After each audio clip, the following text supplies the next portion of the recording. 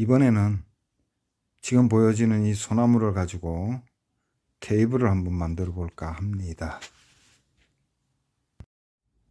이 나무는 스승님께서 오래전에 힘겹게 구해서 간직해 오던 나무인데 기꺼이 주셔서 다시 한번 감사드립니다. 기본적인 치목 과정을 거친 다음에 부재를 규격에 맞게 쓰기 위해서 집성을 합니다. 집성을 하기 전에 가운데 쫄대가 들어갈 수 있도록 6mm 정도의 홈을 파서 가운데 쫄대를 넣고 집성을 했습니다. 그래서 상당히 좀 그 접착의 강도를 높였고요. 상판, 그 다음에 좌우 다리, 그 다음에 중간에 있는 선반 부분, 이렇게 부재가 크게 4개가 들어가게 되는데, 일단 집성이 끝나고 나면 각 부재의 마름질 기준에 따라서 좀 잘라냅니다. 잘라내고, 이 테이블은 형태를 우리가 흔히 알고 있는 서안의 형태를 그대로 적용을 하기로 했습니다. 그래서 가운데 선반 부분은 좌우로 한 뼘 정도의 촉을 내고 촉에다가 산자를 박는 형태로 아주 만드는 방식은 아주 심플하죠. 심플한데 다만 이제 체결력은 산자를 박음으로 인해서 상당히 좀 강해질 수 있다라는 생각이 듭니다. 그래서 중간에 선반 부분에 대해서 일단 구멍을 먼저 파고, 산자가 들어갈 구멍입니다. 구멍은 약간 아래쪽이 좁게 위에는 약간 넓게 이렇게 파서 산자가 완전히 단단하게 체결될 수 있도록 해 나가고요. 그 다음에 이제 옆에 다리 부분에 들어갈 수 있는 큰 촉이죠. 제가 한 건 한 80mm 정도 폭으로 했는데 그 정도의 촉을 2개를 만들어냅니다. 촉이 다 만들어졌습니다.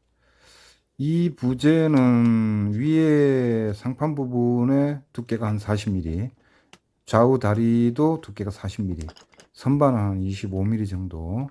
그래서 상판의 무게도 대단하고 옆에 다리도 무게도 상당하기 때문에 선반 부분이 결국은 이 전체를 잡아주는 역할을 하는데, 이 선반의 좌우 끝에 한 15mm 정도가 옆 다리 부분에 좀 들어갈 수 있도록 이중특을 만들어서 체결하는 걸로 그렇게 했습니다. 그래서 지금 보이는 것은 이제 옆에 다리 부분인데, 다리도 이제 통판입니다. 집성엔 통판을 그대로 쓰는데, 통판에 일단 그 촉이 들어갈 수 있는 구멍을 이제 80mm 폭으로 해서 일단 먼저 파나갑니다. 조금씩 파놔서 완전 관통을 시키고, 이 촉 구멍이 완성이 되고 나면 그 다음에는 그 선반의 양쪽 끝 한 15mm가 들어갈 수 있도록 15mm 깊이로 턱을 만들었습니다. 그래서 턱과 촉이 동시에 이렇게 체결될 수 있도록 해서 체결력을 좀 더 강하게 만들었습니다. 워낙 이제 무게가 있어서 이 중간에 선반 부분이 거의 이 테이블의 무게를 받쳐주고 또 구조를 잡아주기 때문에 가장 강하게 체결돼야 되는 걸로 그렇게 생각이 됐습니다. 그래서 이렇게 15mm가 들어가고 촉이 나오고, 이제 촉 바깥 부분에는 이제 산자를 박는 형태로 이렇게 이제 진행이 됩니다. 이렇게 해서 선반 부분하고 좌우 다리의 연결 부위가 일단 가공이 완성이 됐습니다. 그 다음에 이제 이 판재들, 이제 소나무 같은 경우에 보면 이제 그 크랙이 좀 발생되곤 하는데, 크랙이 발생된 부분은 나비장을 좀 넣습니다. 이 나비장은 이제 크랙을 더 이상 확대되지 않도록 하는 그런 기능도 있지만, 또 어떤 면에서는 또 장식의 효과도 좀 있어 보이기도 합니다. 그래서 그 규격에 맞게 약간 크게, 약간 작게 적당히 보기 좋을 정도로 해서 나비장을 넣고요.